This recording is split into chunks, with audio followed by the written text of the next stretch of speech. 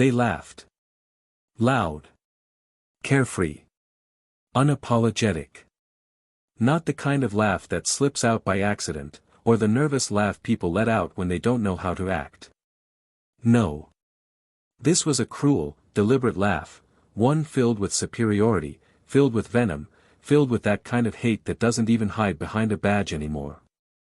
The man stood silent, dressed in layers of torn clothing, skin weathered from the streets, hair matted and tangled, eyes fixed on the cold courtroom floor while a handful of uniformed officers circled him like vultures on a carcass. "Look at this clown," one of them snorted, nudging his partner and pointing. "He probably slept in a dumpster and rolled in here thinking he's somebody."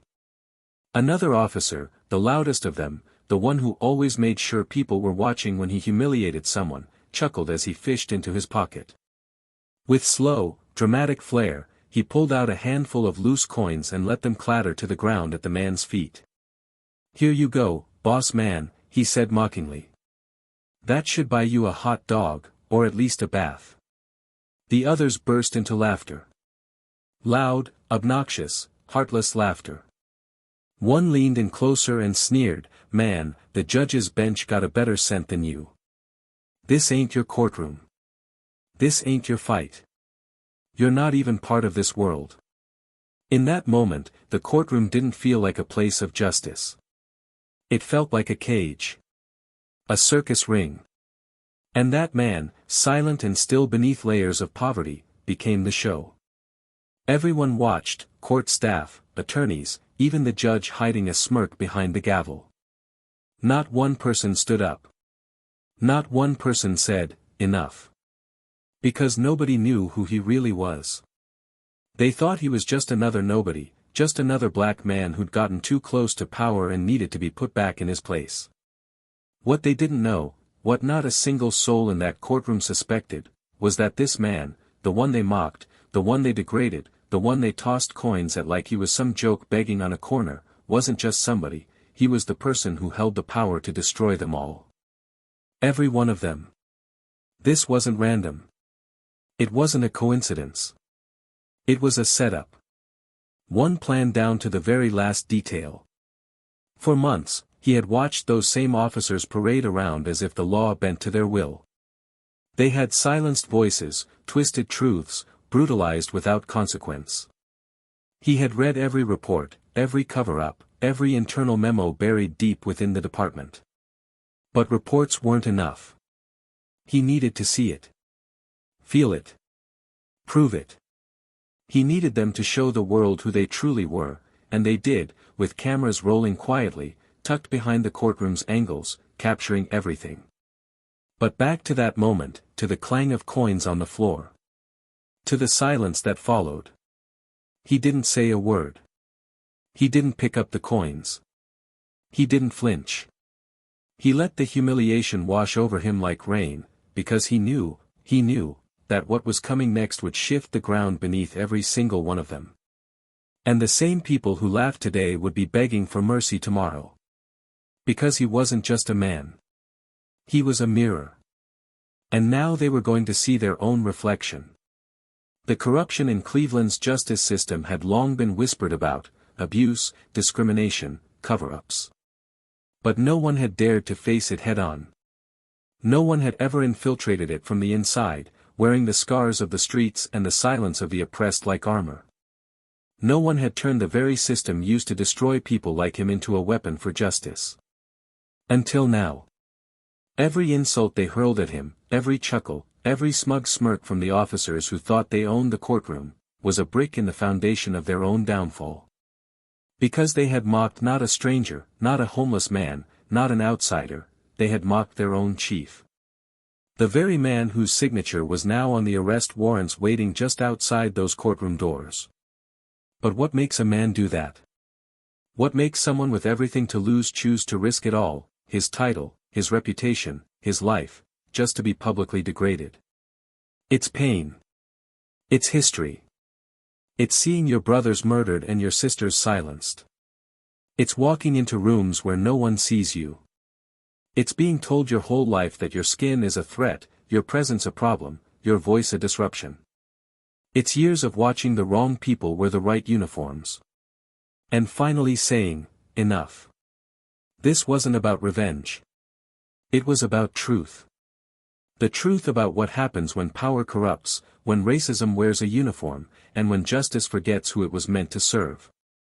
And the only way to expose it, was from the inside. Now imagine this, the courtroom is still. The laughter has faded. The coins lie untouched. The man raises his head slowly. Eyes sharp. Back straight. And in that moment, just one moment, the temperature in the room changes. Unease creeps in. Recognition begins to flicker across faces. But it's too late. Outside, cameras are waiting. Inside, the doors are about to lock. And justice, real justice, is walking to the front of that courtroom. So the question is, when the mask comes off, when the badges are no longer shields, when every lie is dragged into the light, what will they do? What would you do? Stay with us. Because what happens next will leave you speechless. Before we begin, we want to send a message straight from the heart. To every black viewer watching this video right now, we see you, we stand with you, and we support you. At Plow of Twist, we strongly condemn any form of racism, discrimination, or injustice. Your life matters. Your story matters. And your voice deserves to be heard. This channel is a space for truth, justice, and powerful turnarounds. Now, sit back and get ready, because what you're about to hear is a story you won't forget. Don't forget to hit that subscribe button and join us for more real, emotional, and mind-blowing stories. Let's begin. Cleveland, Ohio. A city with a complicated heartbeat. Once the spine of American industry, now a place of stark contrast, shiny new developments downtown glimmering beside crumbling neighborhoods left behind. In some corners, hope grows like weeds through broken concrete, persistent but unseen. And in others, power protects itself in polished shoes and pressed uniforms, pretending not to notice the cracks. In the heart of this city, beneath the political slogans and community outreach campaigns, something deeper simmered. A tension that didn't speak out loud but screamed in every traffic stop, in every unjust sentence, in every quiet nod from a judge when a cop lied on the stand.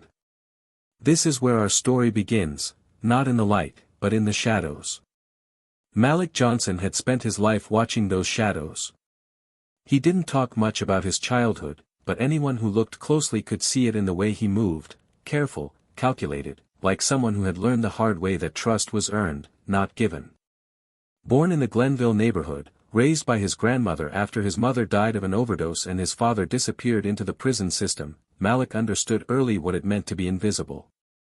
He was the kind of kid teachers overlooked unless he got too loud. The kind of kid store owners watched too closely. But he was also smart. Scary smart. The kind of smart that could read people better than textbooks. The kind that could sense danger before it entered the room. By the time he was 20, Malik had earned a reputation in the neighborhood, not as a troublemaker, but as someone who didn't tolerate nonsense. He knew how to speak just the right way to make a cop hesitate before pulling his weapon. He knew how to de-escalate a fight without lifting a finger. He knew that the rules weren't written for people like him, and he learned how to rewrite them. Years later, he would rise through the ranks of the Cleveland Police Department, shocking everyone. A black man from Glenville, promoted faster than most, always calm, always measured, never giving them a reason to say no. But with every promotion, Malik carried something with him, the faces of the ones who didn't make it. The boys stopped for doing nothing. The men cuffed for being too black, too loud, too there. And he remembered. He remembered Tyshawn, his cousin, tackled and beaten by officers for walking home with a hoodie on. He remembered Denise, a girl he once loved, locked up because she fought back when an officer got too close. He remembered Mr. Carter, the old barber down the block, who died in holding after being mistaken for someone else. These weren't just stories to Malik. These were his ghosts. And when he became deputy chief, he promised himself one thing: if I ever get the chance to change this system from the inside, I'll do it in a way they'll never forget. But not everyone in the department was thrilled by Malik's rise. Captain William "Billy" Grant was one of them. A 30-year veteran of the force, born into a law enforcement family, Billy wore his badge like a birthright and his prejudice like a private joke. He had that forced politeness, the kind you could see through if you paid attention. Around Malik, he was all smiles and handshakes, but the moment his back was turned, the whispers started. Malik knew. Of course he knew. And yet, he said nothing. Not yet. Grant's crew was tight, officers like Dean Fuller and Brad Wilkins, good OL boys who wore their authority like armor and treated the neighborhoods like enemy territory. They were the kind of cops who always got their stories straight, who logged their body cams late, who knew how to make the truth sound like a misunderstanding. And they had allies, not just on the force, but on the bench. Judge Ronald Mathers was one of them. A man with an impeccable record on paper and a long history of turning a blind eye to misconduct. He prided himself on order in his courtroom, but that order came at a cost: silence. The case that lit the fuse was small, at least on paper. A teenage boy named Elijah Freeman, arrested during a routine stop for resisting after asking why he was being searched. No weapon, no drugs, no threat. Just attitude, as the report claimed. Malik had read the file 3 times. Every line smelled of bullshit. And the names on the report? Wilkins and Fuller. He wasn't surprised. But what shook him was the video, bodycam footage that accidentally uploaded before they could tamper with it. Malik watched it in silence. Elijah was calm, respectful, scared. The fear in his voice was familiar. The officers were aggressive, mocking, and violent. And when the boy hit the pavement, hands raised, yelling that he couldn't breathe, something in Malik cracked. But he couldn't move too fast. Power didn't like sudden change. It responded best to evidence, to patience, to quiet fire. Malik filed the footage under a sealed review. He began pulling complaints, cross-referencing dates, comparing testimonies. Patterns emerged: beatings after body cams failed, suspects resisting when no witnesses were present, judges fast-tracking hearings. It was systematic. But systems protect themselves. If he pushed too hard, they'd close ranks. He needed a plan. One no one would see coming. That's when he saw the press release. A local outreach event held in the courthouse, Community Voices in Justice, where residents could speak about their experiences in open court, share concerns, and offer testimony. It was theater, of course. A PR stunt. But Malik saw an opportunity in it. He could walk into that courthouse, not as deputy chief, not in his suit and badge, but as someone invisible. Someone they wouldn't fear. Someone they'd show their true faces to. A homeless man. One of the discarded. One of the many faces they had learned to ignore or mock. So he disappeared. Took a leave of absence under a personal pretense. Shaved his head. Grew a beard. Layered his body in ragged clothing. Slept outside for days to absorb the scent, the stiffness, the rhythm of the street. When he finally walked into that courthouse, his heart thudded with a weight he hadn't felt in years. Not fear. Focus. The courtroom was packed. Cameras rolled silently. Community members sat on one side, officers on the other, with Judge Mathers presiding. Wilkins and Fuller stood by the wall, arms crossed, watching the crowd. Malik saw the sneer curl on Wilkins' face when he entered. He was exactly what they expected to see. Another broken man trying to matter. He took his place near the front, waiting. The moment came when public testimonies began, and he rose. But before he could speak, they struck. The laughter came first. The coins came next. And then the humiliation. Public. Vicious. Undeniable. But no one in that room knew what Malik had done. What he had prepared. What wheels he had set in motion.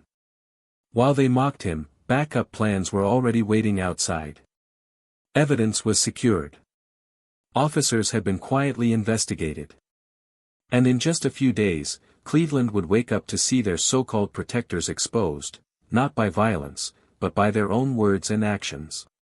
By their own arrogance. Malik didn't flinch because he didn't have to. The system they built was about to turn on them. And he had only just begun. But what will happen when the badge is turned back on the very ones who used it as a weapon? What happens when the man they tried to destroy, holds the power to destroy them? That answer is coming. And it's not going to be quiet. The days following the courtroom humiliation unfolded like a slow-burning fuse, silent but undeniable. No one knew the storm that had already begun to churn just beneath the surface of Cleveland's justice system. Malik Johnson, hidden behind layers of a man he had once seen in the mirror of his own youth, vanished back into the streets, carrying with him the sting of every laugh, every coin that clinked on the courtroom floor, and every smirk from men who believed they were untouchable. But this time, he wasn't just carrying rage, he was carrying evidence. And that made all the difference. Behind the scenes, a quiet operation continued. Files were pulled, dates were cross-referenced, and a team Malik had trusted for years, people just like him, who had fought for every inch of recognition inside a system built to exclude them, moved like shadows with purpose. The footage from the courtroom, once seemingly meaningless, had already been duplicated, time-stamped, and linked to a master file that included months of surveillance, reports, and whistleblower testimonies. Every time an officer slipped and let his bias bleed through his actions, Malik had been watching. Every time a judge turned away from a complaint or dismissed a mother's tears as drama, he documented it. Every time Wilkins or Fuller wrote a report that didn't match bodycam footage, the inconsistency was logged. But information alone wasn't enough. It had to be undeniable. It had to hurt. It had to crack through the indifference of the public eye. And that meant more risk, more exposure. Malik started showing up more frequently around the courthouse, still in disguise, still, just another face, always ignored by the very people whose secrets he was collecting. And as he moved, he listened. "Yeah, that guy from the outreach event," Wilkins said one afternoon, his voice carrying through the hallway near the security entrance, speaking to another officer who laughed alongside him. "Swear to God, he smelled like the damn subway tunnel. Don't know how the judge didn't throw him out. Heard the chief's still on some kind of sabbatical or whatever," the second officer replied. "Better for us, really. Things run smoother when the top brass isn't breathing down our necks." They both laughed. Malik turned the corner quietly before they could notice him. Inside, something simmered. Not just anger, but something deeper, a steady, quiet certainty that the time was almost right. Meanwhile, Judge Mathers sat comfortably in his chambers, flipping through the docket without a care in the world. He had long stopped worrying about whispers of misconduct. In his eyes, he had earned his place. He didn't see himself as corrupt, just efficient. He kept the city moving, cleared his calendar, didn't dwell on nonsense that came from those parts of town. He told himself stories every day to make it all sit easier. He never questioned a word from Grant or his men. If they said a suspect resisted, that was enough for him. If a young man showed up bruised, maybe he shouldn't have mouthed off. It was easier to keep the machine running than to admit it was broken. But the machine was already rusting from the inside. Malik returned to his team late one night at an old city property turned into a private investigation hub, far from official eyes. They worked through walls covered in documents, connecting timelines with red thread and pins. One wall was entirely dedicated to Fuller and Wilkins, every complaint, every deviation in their stories, every case they had touched.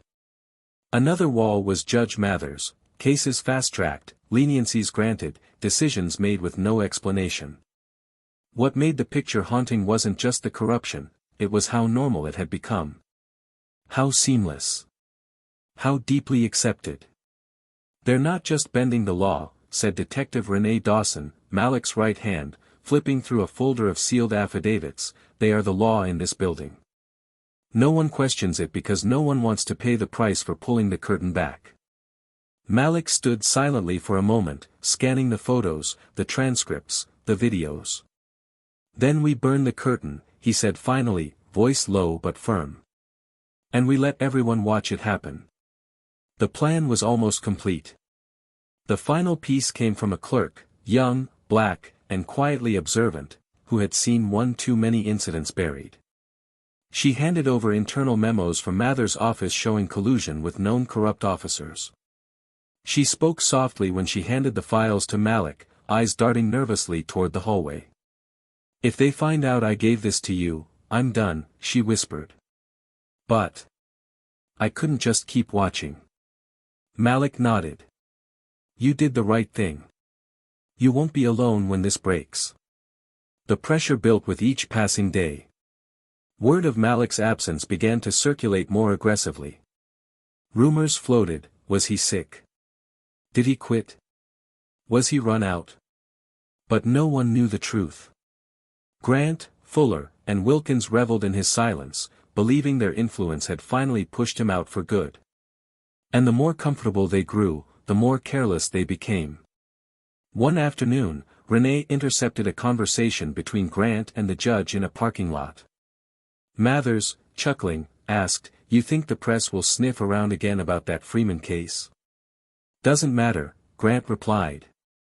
"Kid's poor, no connections. By the time anyone cares, it'll be a footnote." "But the footage, handled," Grant waved him off. "Besides, who's gonna believe a junkie and a homeless freak over 3 decorated officers and a judge?" Malik listened to the recording later that night, his jaw tight. The fuse was inches from the powder. He returned to the courthouse 2 days later, for the last public testimony hearing.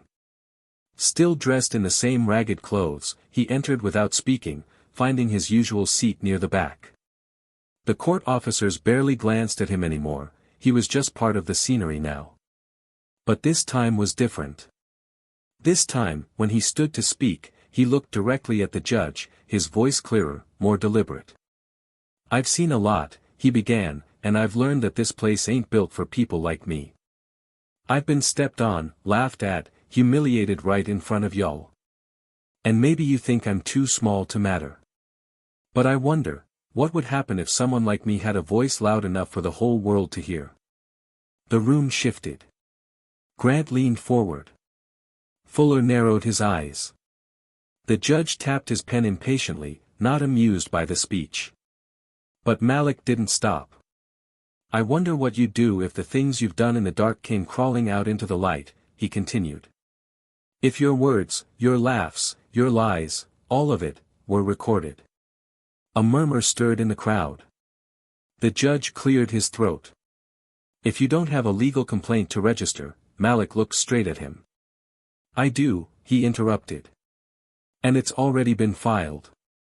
You'll hear about it soon enough." As he walked out, the tension in the room thickened like smoke. Whispers followed him. Grant looked shaken for the first time. Renee was already outside, waiting. No words were exchanged. She handed him a phone. A text message glowed on the screen from an internal contact at City Hall. "It's done. Press has the files. Warrant approvals confirmed. It's happening." And now, the city held its breath. Because what would come next wouldn't be whispered. It would be shouted. Exposed. Broadcasted. And irreversible. The men who thought they ruled the law were about to discover what real justice looked like when it came wearing the face of a man they tried to break. But none of them were ready for what was about to unfold. And they had no idea who they'd really been laughing at. Not yet. The morning the city of Cleveland woke up to chaos, the sun rose just like any other day. Calm. Ordinary.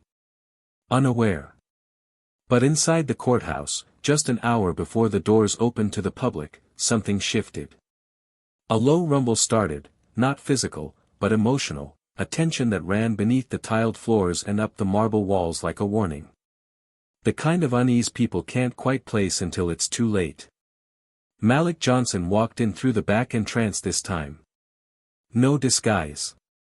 No dirt on his face. No layers of rags.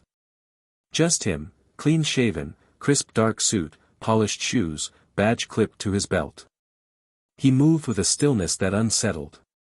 He was met by silence, heads turning as he passed. The same officers who once laughed barely made eye contact now.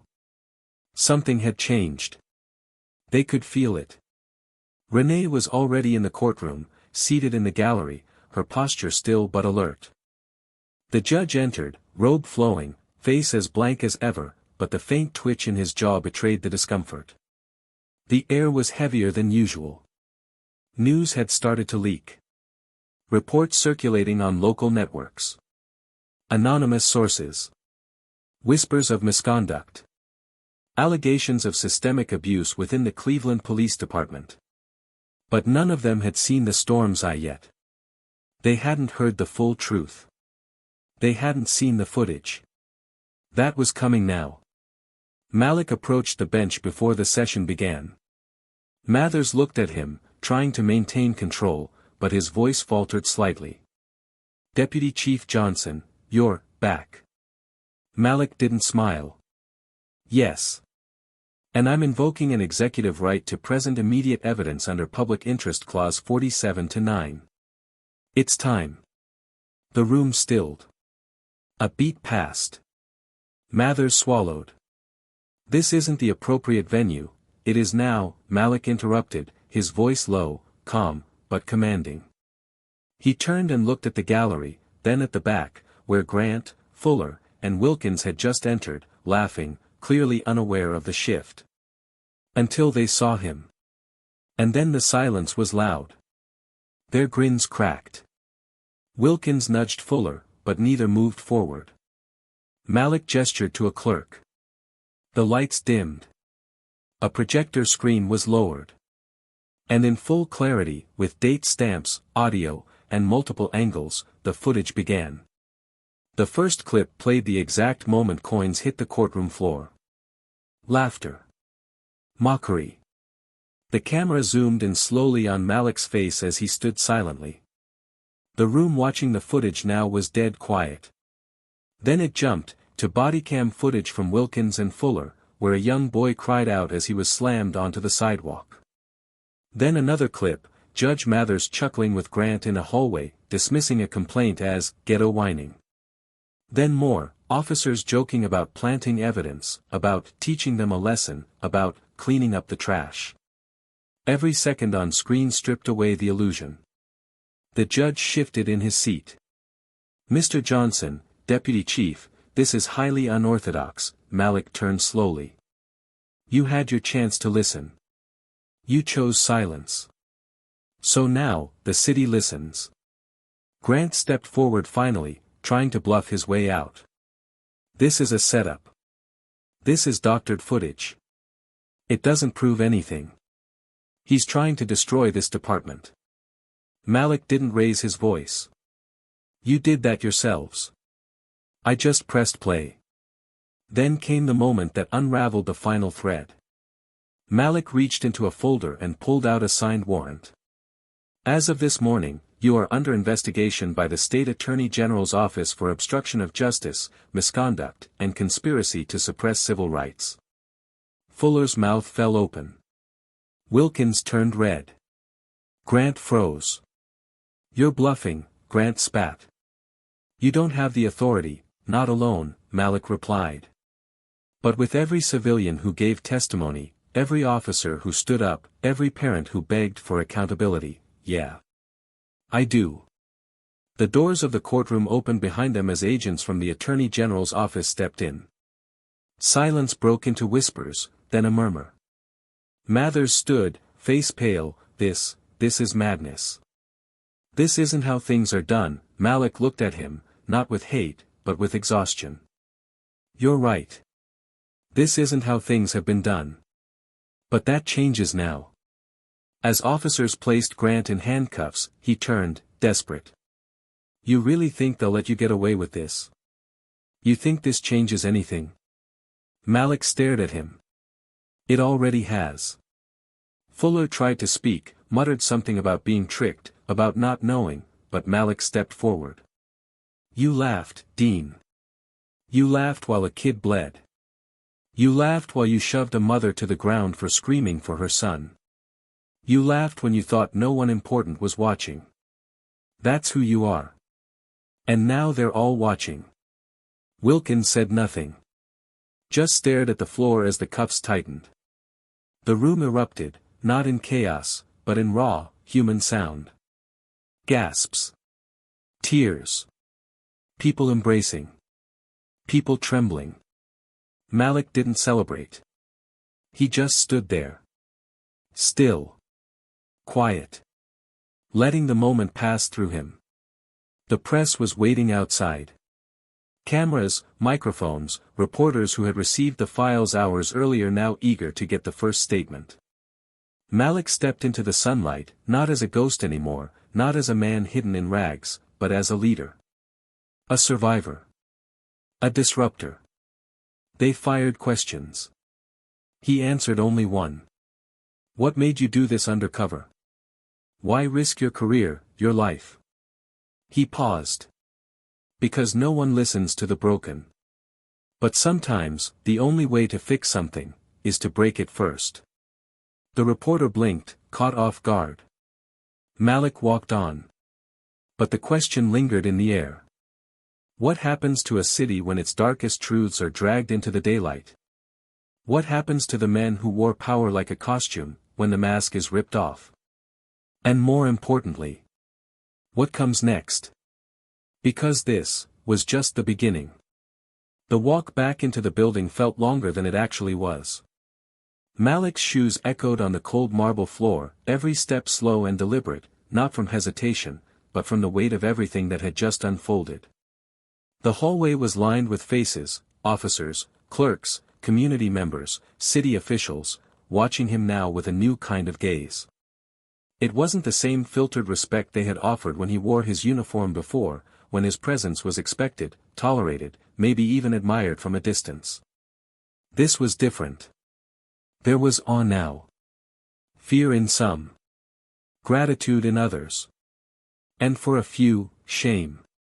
Inside the holding room, Grant sat cuffed to a bench, his posture stiff, his eyes darting around as if he were still calculating an escape. Fuller leaned against the far wall, his chest heaving, face pale, disbelief stamped into every line on his forehead.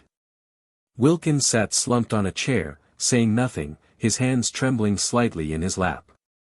There was no laughter now. No smug jokes. No sideways glances filled with cruelty. The men who once stood tall on the shoulders of their unchecked authority now sat small, shrinking into themselves, no longer protected by the system they had weaponized for years. Malik entered without a word, closing the door behind him. The silence swallowed the room whole. Grant looked up first, jaw clenched tight, forcing himself to speak. This isn't justice, he muttered. This is revenge. You dressed up like a damn beggar and played us. You think that makes you noble? Malik didn't move closer. He stood just far enough to see all of them at once. You call it revenge because you're used to impunity, he said quietly. You confuse accountability with punishment because you've never had to face either. Fuller straightened up, his voice cracking under pressure. You made us look like monsters. You manipulated everything, this was personal. Everything about this has always been personal, Malik replied, eyes locked on his. Every bruised face, every falsified report, every kid you cuffed just because he had the wrong skin in the wrong zip code. That was personal to them. You just didn't care because the system always picked your side. Wilkins raised his head slowly, the weight of realization pulling at his features. You were the guy. The one from the outreach hearing, with the coins, his voice faltered, eyes widening as memory collided with truth. I was, Malik said, voice steady. And when I stood there, and you laughed, and you made that performance in front of your friends, you confirmed everything I needed to know. Grant pulled at his cuffs, his breathing shallow, more agitated now. You humiliated us. In front of the press. You're not gonna walk away clean. This city's not gonna let you get away with this. Malik took a slow breath, his expression unreadable. The city didn't want to believe it, I know. But now it can't unsee it. You didn't just humiliate yourselves today, you exposed who you've always been when no one's watching. I just gave the public a seat in the room. Fuller's voice rose with desperation, anger mixed with something closer to fear. We did our jobs. You think we liked being in those neighborhoods? You think it's easy out there? You don't know what it's like being outnumbered, being hated just for wearing a badge. No, Malik said sharply, stepping forward now. You weren't hated for wearing a badge. You were hated for what you did while hiding behind it. There are officers who serve with honor, who listen, who protect. But you weren't those men. You were tyrants with immunity, and you treated people like animals because you believed they couldn't fight back. But they did. Through me. Grant leaned forward, venom in his voice. So what now? You going to be the hero? You think exposing us fixes it all? This department's been like this long before you walked in. Malik didn't flinch. It doesn't fix it all. But it starts something new. Maybe for the first time in this city, someone gets to see what justice actually looks like. You were the beginning. Not the end. There was a pause that stretched long between them, only broken when Wilkins whispered, almost to himself, "We didn't think you were anybody." Malik turned to him slowly. That was your first mistake. Outside the room, the courthouse was now a hive of media crews and legal officials. Arrests had been confirmed. Files had been turned over. A full-scale inquiry into the court system and the police department had been launched. Officers who once stood in silent solidarity with Fuller and Grant now looked away when they passed. Some stepped forward to give statements. Others resigned. The silence of complicity was cracking. Later that evening, Malik stood in front of the same courtroom where everything had gone down. A community meeting had been called. People from all across Cleveland gathered, mothers of victims, civil rights attorneys, neighborhood leaders, youth organizers. The room buzzed with a mixture of pain, hope, and anticipation. He stepped to the front, the same place he had once stood as a man no one saw, no one respected, no one believed. Now, every eye was on him. He spoke slowly, voice even, but full. We watched this system fail. Over and over. And we learned not to expect justice. We were taught to keep our heads down, to survive it. But I'm here to tell you, that era is over. Murmurs of agreement spread through the room, some nodding, some with eyes brimming. You don't dismantle injustice overnight, he continued. But you expose it. You call it by name.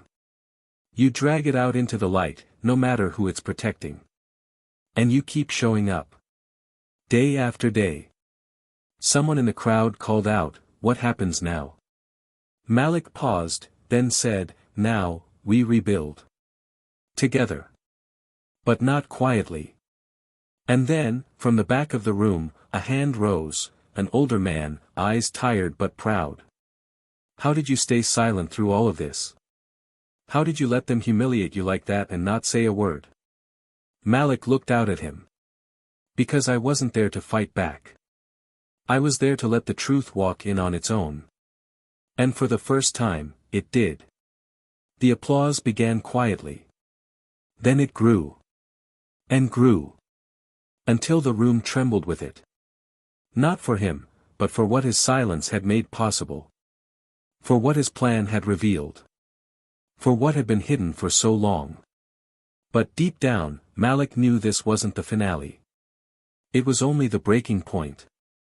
And somewhere, in the dark corners of the justice system still untouched by today's light, there were more like Grant, more like Mathers, waiting, watching, already plotting their next defense. But this time, the city would be watching too. Because now, they believed. The following days moved like heavy tides. Nothing about them felt normal.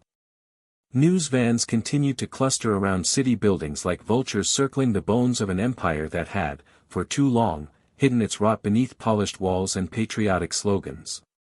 The faces of Grant, Fuller, Wilkins, and Judge Mathers now occupied headlines and television screens, their names spoken with a mix of anger and disbelief by a public that had grown numb to apologies but hungry for truth. Malik Johnson became the man everyone wanted to speak with, the one who cracked open the silence. But Malik himself was far from celebratory. He moved with intention, his presence measured, never feeding into the media frenzy that tried to paint him as a hero, a vigilante, a man who outsmarted the system. Because he knew it wasn't that simple.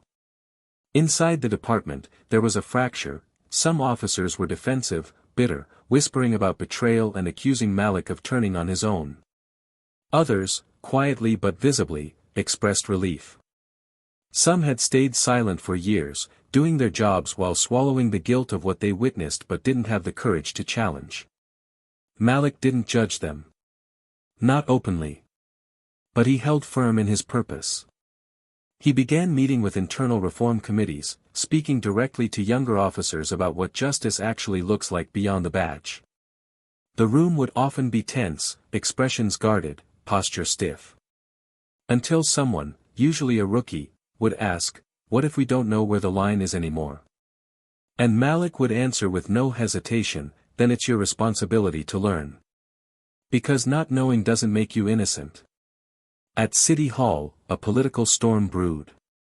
The mayor, once silent on matters of police misconduct, now scrambled to organize task forces and pass resolutions aimed at rebuilding public trust. But people weren't ready to forgive. Not yet. Communities long ignored demanded to be heard. Neighborhood coalitions formed overnight. Protests evolved into organized movements. And all of them echoed one sentiment: this can't be where it ends. Malik attended several of these gatherings, not as a speaker, but as a listener. He stood in the back while mothers shared stories of lost sons, while ex-cons recounted false charges, while youth spoke about what it feels like to grow up being feared for existing. And every story sharpened his resolve. But not everyone embraced what had been exposed. A retired judge went on record defending Mathers, calling him a man of order who got caught in a political witch hunt. Former colleagues of Grant tried to shift blame to Malik, accusing him of orchestrating a personal vendetta to dismantle the department's legacy. And then there were those within the force who began organizing privately, hoping to push back, to reinstate the old ways, quietly discussing strategies to discredit the reforms Malik was helping shape.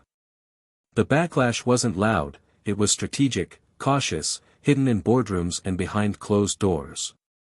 And amid all that, Malik received a message.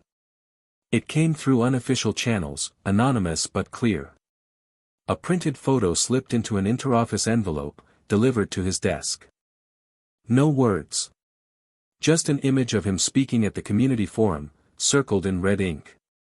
Beneath it, a single line: "Keep going and we'll finish what the streets couldn't." It didn't shock him. He had known this would happen. When you take something powerful from people who abused it, they rarely let it go without trying to retaliate. But it didn't shake him either. Because he wasn't alone anymore. His silence had opened a door, and now others were walking through it. Still, he didn't ignore it. He handed the envelope to Renee that afternoon. Her jaw tightened, but she said nothing. She simply filed it as evidence and ordered increased surveillance on Malik's residence and work routes. That night, Malik sat alone in his apartment. The room was dim, lit only by the soft glow of the TV screen showing coverage of the latest developments. The reporter's voice mentioned policy changes, public reactions, and the upcoming grand jury review of the criminal charges against the arrested officers. But Malik wasn't really listening. He stared at the screen, eyes heavy, mind tangled in more than strategy or justice.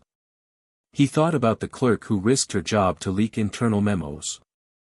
About the rookie who came to him in private, trembling, to confess witnessing Wilkins falsify a report but staying silent out of fear. About the kid in the footage, Elijah Freeman, who hadn't spoken to anyone since the arrest. Malik had tried reaching out. His family declined. Said they didn't trust anyone anymore, not even him. That truth cut deep. It reminded him that victory in the spotlight doesn't erase the scars left in the dark. The next morning, Malik visited Elijah's neighborhood. Not with cameras or a press release. Just him. Walking alone. He knocked on the Freeman's front door, waited, and when it opened, he spoke with a softness rarely seen from him. "I didn't come as an officer," he said. "I came as a man who should have done more before it got to you." Elijah's mother didn't smile. She didn't welcome him in. But she didn't shut the door either. She looked at him for a long time, then stepped aside. Inside, the house was quiet. Elijah sat on the couch, headphones around his neck, eyes wary. Malik sat across from him. "I saw what they did to you," he said. "I saw it because I've seen it happen too many times. I didn't act before. That's on me. But I need you to know, it's not your fault. None of it." Elijah didn't respond at first. He looked down, twisting his fingers together, then finally said, "They said I was disrespectful. But I was just scared. I didn't even raise my voice." Malik's voice cracked, just slightly. "I believe you." The silence between them was heavy, but not hollow. Slowly, the walls built by fear and betrayal began to show cracks. Malik didn't promise justice would be instant. He didn't promise it would be easy. He promised to keep fighting. And for the first time, Elijah nodded. Back at the department, Malik began restructuring protocols. The oversight board was rebuilt, now with civilian leadership. Community liaisons were assigned to every precinct. Officers underwent mandatory empathy training, not a checkbox seminar, but sessions led by victims, by families, by people whose voices had been drowned out. Some resisted. Others listened. A few wept. Progress wasn't linear. It came in fragments. And as all of that unfolded, a dilemma began to brew within Malik himself. He had power now. Real, visible, respected power. And for the first time, the chance to truly shape the system from within. But that also came with temptation. To silence voices that criticized him. To push reforms that glorified his name. To bend policies so they looked good on paper, even if they didn't help people on the ground. He could become the very thing he fought against, untouchable, admired, feared. The system had a way of absorbing those who tried to fix it. Renee noticed. One night, as they reviewed a proposed reform policy that would expand Malik's oversight powers beyond normal channels, she looked at him and said, "You sure this is about justice and not control?" He looked at her, caught off guard. "I've followed you this far," she said. "But don't forget why you started. We lose too many good ones to the same hunger for control that built this mess in the first place." The word stayed with him. He reviewed the proposal again that night. And he rewrote it, stripping the overreach, embedding community checks, tying his own power to public vote. Because she was right. The revolution didn't need a new king. It needed a new blueprint. Now, the city stood at a crossroads. Malik knew the next move had to be the right one.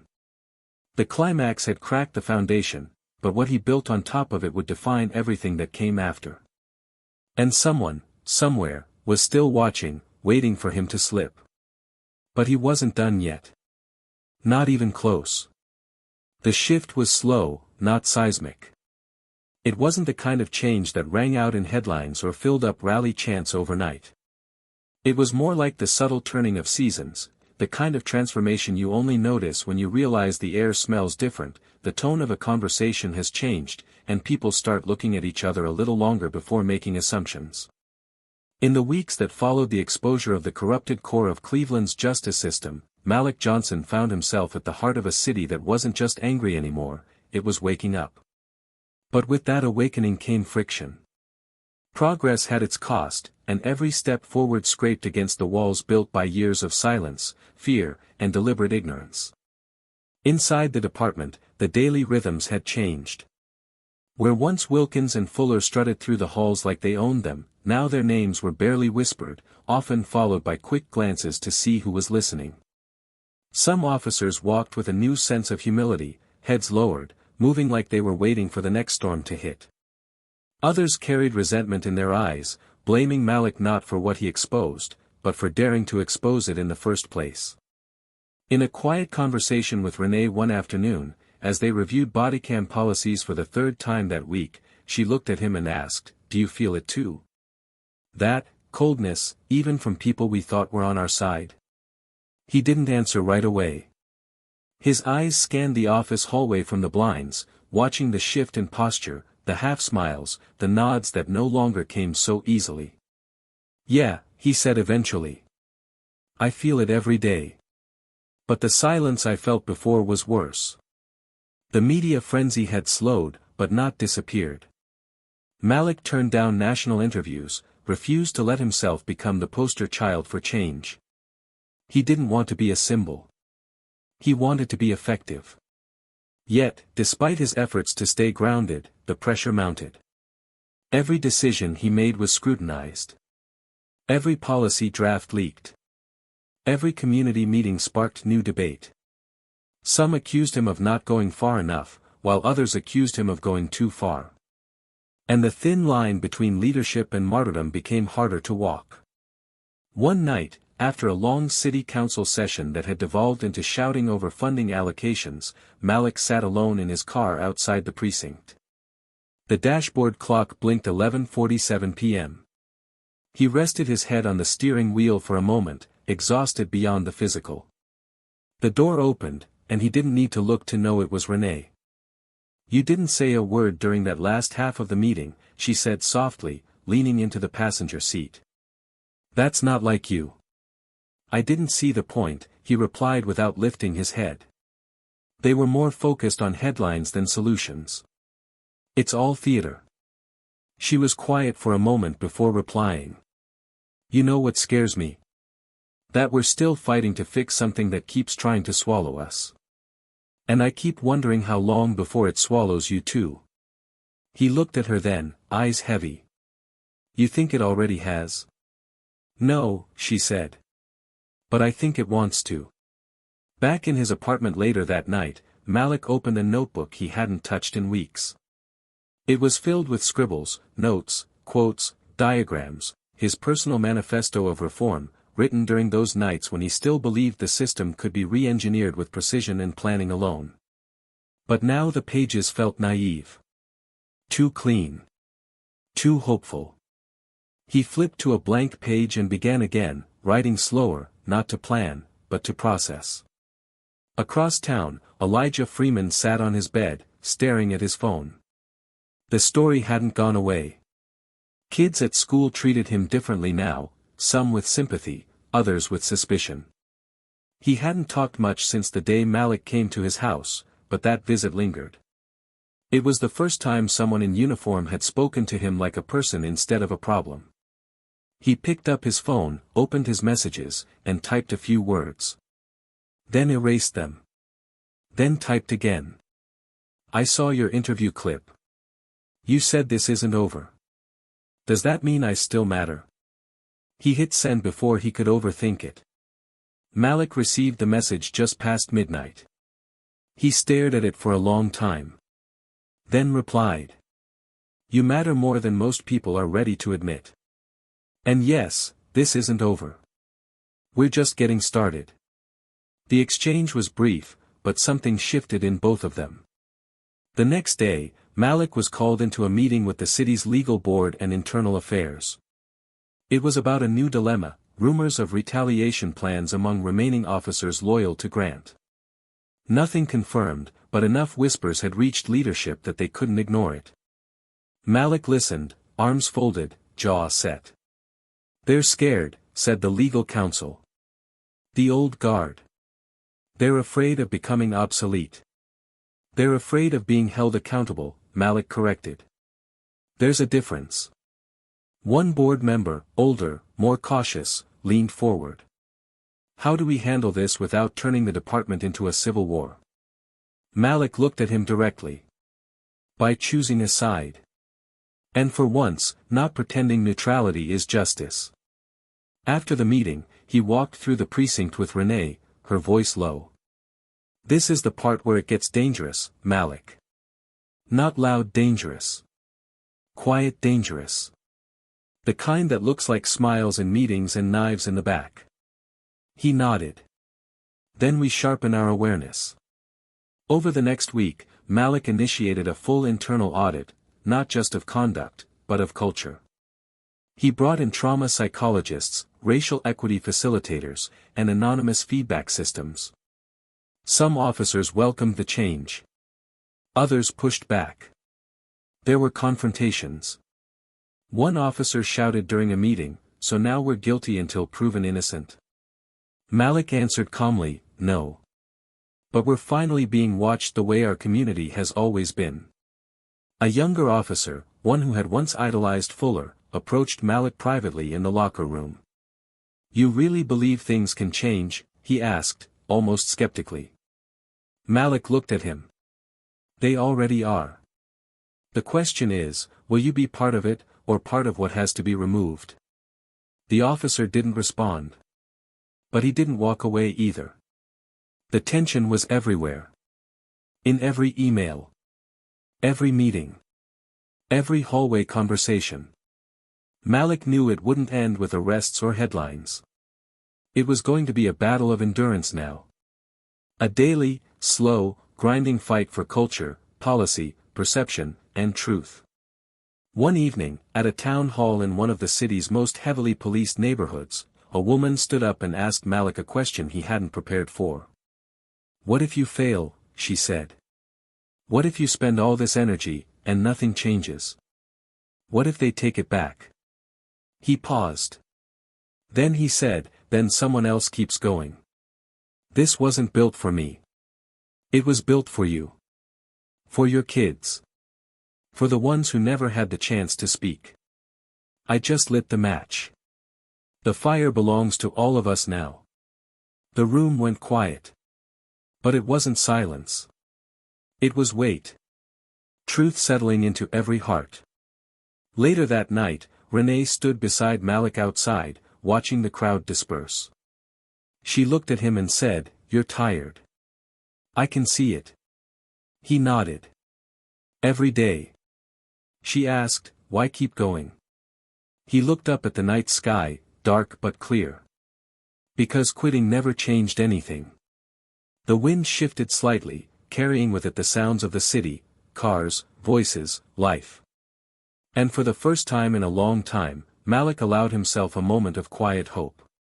But deep inside, he knew the real test hadn't arrived yet. It was coming. And when it did, it would demand everything he had left. The air was changing again. Not in the way it did during the initial fallout, the shockwaves of revelation, the public outrage, the takedown of corrupt figures who had operated unchecked for years, but in a quieter, more unsettling way. It was the kind of change you couldn't always name but could feel settling beneath your skin. Malik Johnson could feel it too. He carried it in his shoulders, in the tension that never seemed to leave his jaw, in the way his fingers hesitated a beat longer before signing off on internal memos. The city had calmed on the surface, the noise dulled by time and bureaucracy, but underneath it all, a new resistance was forming, one not led by public figures or uniformed enemies, but by silence, inaction, and a system trying to slowly stitch itself back into the shape it had once been. It was subtle at first, policies delayed for review, trainings postponed for budget reassessment, meetings rescheduled over and over until the momentum stalled. And when Malik questioned the delays, he was met with polite nods, long-winded explanations, and passive assurances that the city was moving carefully to ensure sustainability. It was a slow suffocation dressed in the language of diplomacy. He had seen this before, knew exactly what it was, a strategy to outlast him. They weren't trying to stop him outright. They were trying to wear him down until he stopped pushing. It was death by 1,000 cuts. And every delay chipped away at the trust the community had begun to build. One evening, after another fruitless meeting with department heads, Malik sat alone in his office, the city lights blinking through the window behind him. He stared at a draft policy for mandatory racial equity reviews and knew it wouldn't survive the next round of City Hall edits. He leaned back in his chair, the weight of exhaustion pressing hard against his chest. The knock on the door came lightly, followed by Renee's voice. "You decent?" He didn't answer right away. "Yeah," he finally said. "Come in." She stepped inside, dropping a thick folder onto his desk. "Surveillance report. We found something." He opened it, flipping through photos. One in particular made his stomach twist. A private gathering at a former officer's home, Grant's cousin, if he remembered correctly. In the image, several familiar faces lingered on the edges: low-ranking officers, a retired precinct captain, a city councilman who had voted against every reform Malik had proposed. It wasn't criminal. But it was deliberate. A coalition. Quiet. Growing. "They're organizing," Renee said. "Not stupid enough to meet in public buildings, not sloppy enough to leave digital trails. But it's happening." He nodded slowly, shutting the folder. "I knew they wouldn't disappear. They're just learning how to hide better." She hesitated before asking, "So what do we do?" Malik stood, his hands pressed against the desk. "We let them organize. And we keep moving. Because the moment we chase shadows, we lose the ground we've already gained." No one needed to.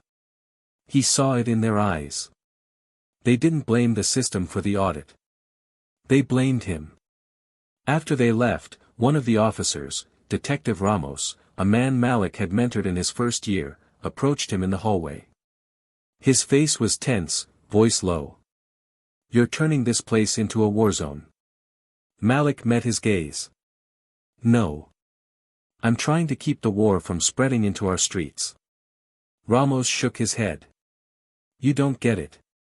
You keep pushing, and there won't be anyone left to serve this city. They're quitting.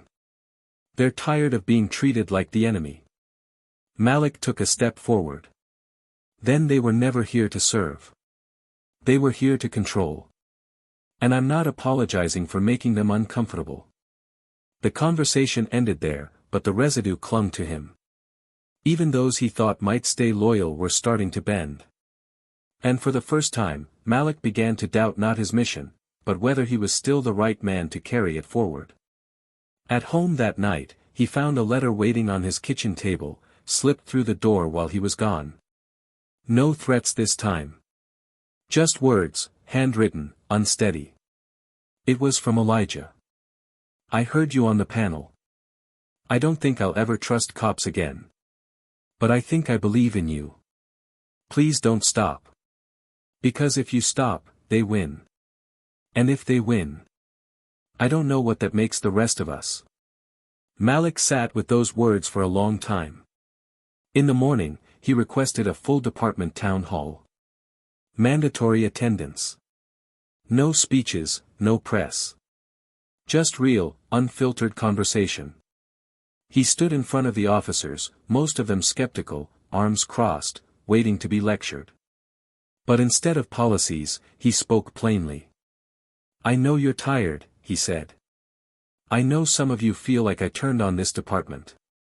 That I made enemies out of brothers. But let me ask you something, what kind of brother lets you keep rotting from the inside without saying a word? What kind of leader lets his people become symbols of everything wrong with the badge? I didn't do this to punish you. I did this to save what was left." The room didn't clap. But it didn't walk out either. And from the back, a single voice spoke. "I think you're wrong about a lot of things, Chief. But I don't think you're wrong about needing change." Malik looked toward the voice. It was Ramos. That was enough to keep going. But Malik knew the next chapter wouldn't be about him. It would be about who picked up the torch next.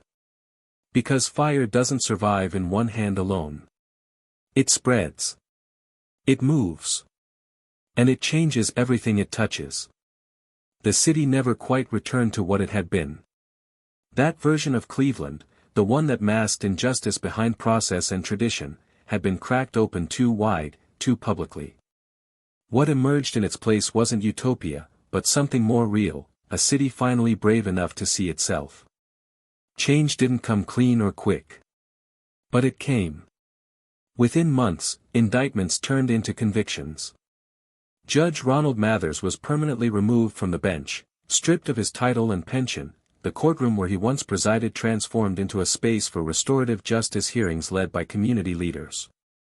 He had built a reputation on control, on silencing the vulnerable with legal precision, but in the end, the silence turned on him. He never spoke publicly again. Some said he moved to a quiet town out west. Others said he couldn't live with the shame. The truth didn't matter anymore, his power was gone. William Grant, Fuller, and Wilkins faced separate trials. Their legal teams fought hard, painting them as scapegoats, victims of a political agenda. But the evidence was undeniable. Testimonies came forward, people who had never dared speak, now bolstered by the wave of reckoning that swept the city. Their sentences weren't just legal, they were symbolic. Time behind bars, yes, but also a public dismantling of the illusion that their badges had made them untouchable. In prison, they were no longer officers. Just men. Stripped of the uniforms they had used like armor, left to confront who they really were without the safety of the system around them. The city council, under growing public pressure, moved forward with sweeping reforms. Oversight boards, bodycam transparency, demilitarization of patrol divisions, and civilian hiring panels became standard. Not without resistance, but with undeniable momentum. The people had tasted the power of truth, and they weren't giving it up. For the first time in decades, recruitment for the force prioritized empathy, cultural training, and psychological resilience over legacy or family ties. A different kind of officer began to walk the streets, one trained not only in tactics, but in listening. Elijah Freeman returned to school. Quietly. There was no media around him now, no cameras waiting for his next word. But his presence was powerful. He joined a youth justice council and began organizing peer workshops about police interaction and civil rights. One day, Malik saw him speaking in a high school gymnasium, his voice steady, his words clear. He didn't speak like a victim. He spoke like someone who had reclaimed his story. Afterward, they shared a quiet conversation. The system had needed someone like him to break the lock, to expose the truth, to survive the fire. But he knew the next phase demanded a different kind of leadership, one rooted in rebuilding, not reckoning. He handed the role to Renee Dawson. Her appointment was historic, not just because she was the first black woman to hold it, but because she had earned it through unwavering integrity, through her belief in accountability without revenge. Malik stayed close, consulting, supporting, but no longer front and center. His fight had never been about titles. It had been about truth. His final day as chief was quiet. No cameras. Just a folded badge left on his desk and a message written in ink on a small card. This badge meant nothing until it meant something to the people. He walked out of the building not to applause, but to peace. Outside, a small group had gathered, officers, activists, students, parents. No speeches. Just nods. One by one, they walked up to him. Some embraced him. Some simply looked him in the eyes. And that was enough. No headlines could hold that moment. Malik didn't disappear. He launched a grassroots institute focused on training future leaders in justice reform and ethical leadership. He traveled, spoke at universities, sat in on town halls, and mentored young voices rising in their own cities. But more than that, he stayed rooted in Cleveland. Because no matter where the work took him, the city that had tested him, broken him, and lifted him would always be home. And now, to you watching this story unfold, what did you feel? Did you feel the weight of humiliation when Malik stood silent while they laughed? Did you feel the rage when justice was delayed, the tension of betrayal, the heat of truth finally walking into a room that had only ever known silence. Did you wonder what you would have done, standing in his shoes? Could you have taken the pain and turned it into strategy?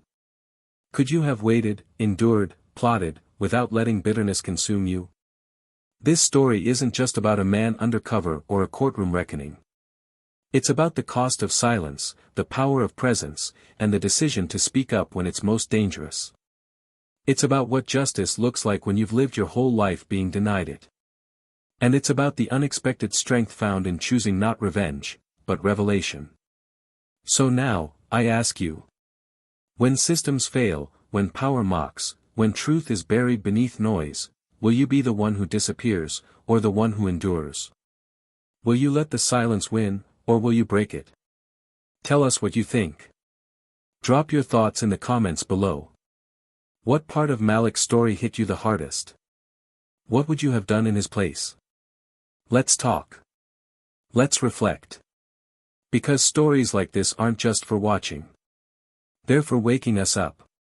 And if this story moved you, if it made you think, feel, or question what you thought you knew, then we invite you to stay with us. This is Tales of Twist, where every story turns, where truth cuts deep, and where redemption rises louder than hate. Subscribe now. And stay ready. Because the next twist might be yours.